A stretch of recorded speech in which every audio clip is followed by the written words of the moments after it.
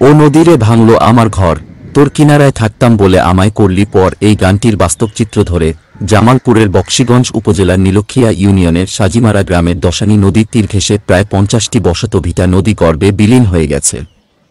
জামালপুরে দশানী নদীর পানি বাড়ার সাথে সাথে তীব্র গ্রাইতের ভাঙনে আঘাত হানছে বকশীগঞ্জ উপজেলার 10 আনি নদীর তীর ঘেঁষা বসবাসকারী মানুষের।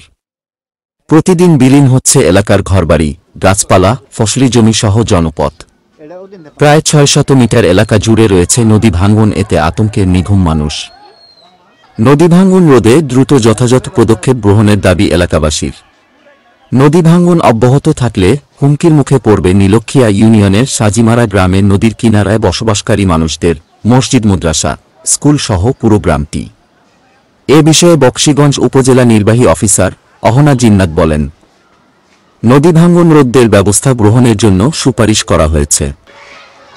বিস্তারিত দেখুন জামালপুর প্রতিনিধি শরীফুল ইসলাম ঝোকনের প্রতিবেদনে।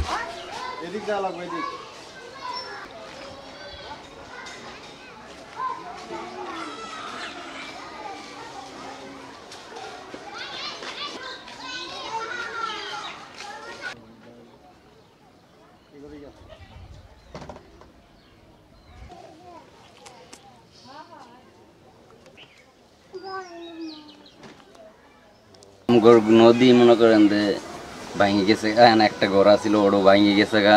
তাহলে আমগর থাকার সমস্যা এঙ্গা মাননীয় সরকারের কাছে আমরা আবেদন চাই যে আমগর একটা ব্যবস্থা করে দিই। শ্বশুরের বা আমার জামার বন্ধ বাড়ি ভাড়া জমি নিয়ে আমরা নদীর কাছে থাকতেছি, এক ঘর ভাঙি গেছে আরেক ঘর ভাঙতেছে।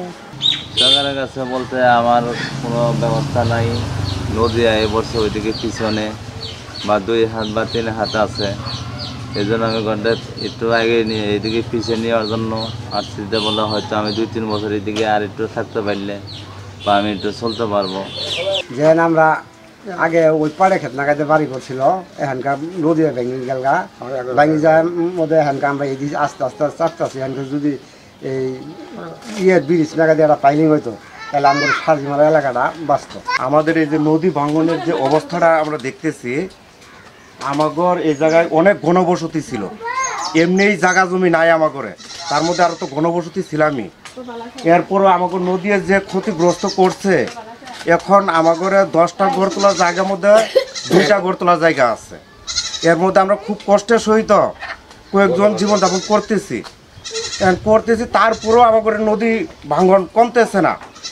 এখন যদি সরকারি কোনো সহযোগিতায় কোনো নদী বাঁধ হইতো, তারপরেও আমরা সরকারি আশ্রয় কেন্দ্র আর যাইতে হইতো না।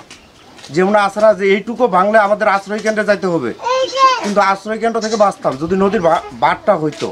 আসসালামু আলাইকুম। ওয়ালাইকুম আসসালাম, কে বলছেন? ম্যাডাম, আমি রূপসী বাংলা টেলিভিশনের জেলা প্রতিনিধি বলছিলাম, জামালপুর।